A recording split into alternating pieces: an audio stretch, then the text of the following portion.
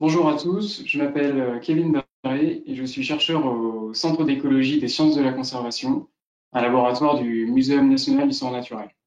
Bien, bonjour, je suis Marc Kaczynski, le président de l'IFTI. Alors, l'IFTI, c'est l'acronyme de Laboratoire d'initiatives foncières et territoriales innovantes.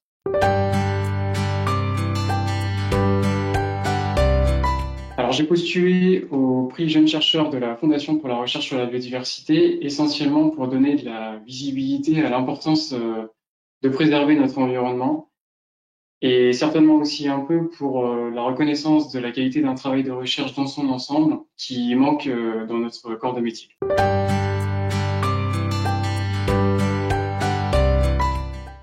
Je pourrais même préciser pourquoi avoir à nouveau soutenu le prix Jeune chercheur, puisque l'IFTI est un partenaire déjà de longue date, on va dire presque depuis notre création en 2017, pour faire simple, de la Fondation pour la recherche sur la biodiversité, et nous avons tout de suite été intéressés par ces questions donc d'articulation entre la biodiversité et le foncier. Généralement, dans la sphère de la biodiversité, on parle plutôt de l'articulation avec les sols, et nous, ce que l'on souhaite introduire dans ces discussions, ces réflexions, c'est le lien entre le foncier, le sol, la biodiversité et un certain nombre d'autres usages.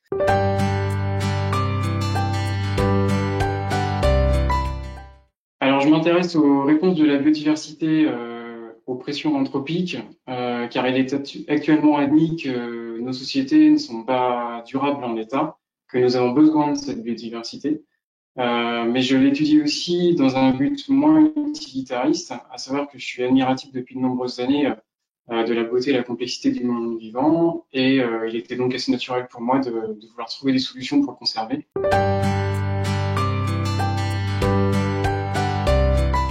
C'est une question qui aujourd'hui s'inscrit dans la question du zéro artificialisation nette et la possibilité effectivement de comment dire utiliser des espaces urbains pour accueillir des fonctions qu'on aurait qu'on a jusqu'à présent exportées sur les terrains agricoles ou naturels périphériques.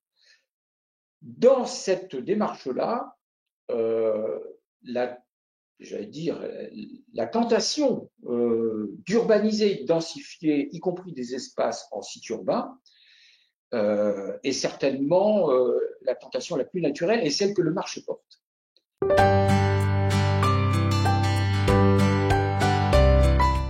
Un de mes résultats majeurs est certainement mon travail méthodologique sur les suivis acoustiques automatisés de la biodiversité, car de tels suivis sont incroyablement efficaces.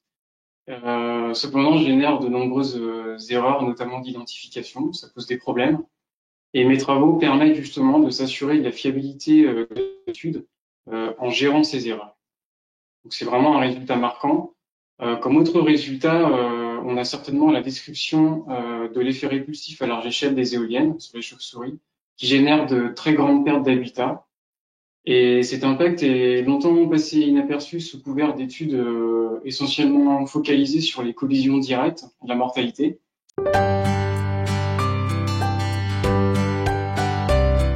Le travail, l'investissement réalisé par Kevin Barré autour de l'impact de ces éoliennes sur les chauves-souris, pour être comment dire, plus accessible.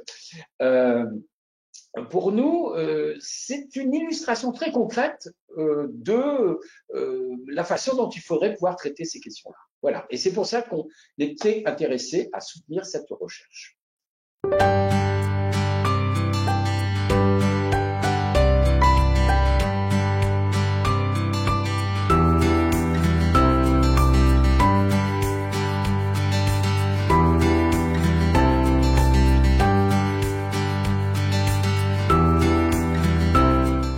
Alors, dans mes travaux au quotidien, j'entretiens volontairement un lien très régulier avec les acteurs du territoire, qu'il s'agisse du ministère, de l'autorité environnementale avec les DREAL, de syndicats éoliens, de groupements d'agriculteurs, de collectivités territoriales, etc.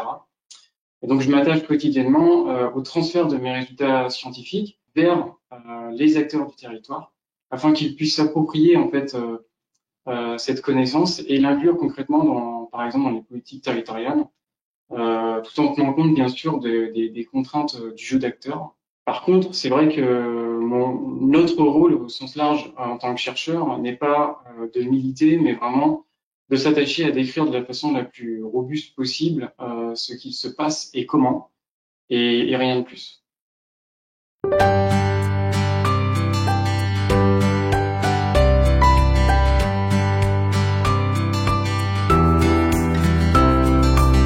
Promouvoir les stratégies foncières qui intègrent la biodiversité, promouvoir la connaissance des marchés et du contexte des opérations qui intègrent la biodiversité sont une façon de lutter contre l'effondrement de la biodiversité.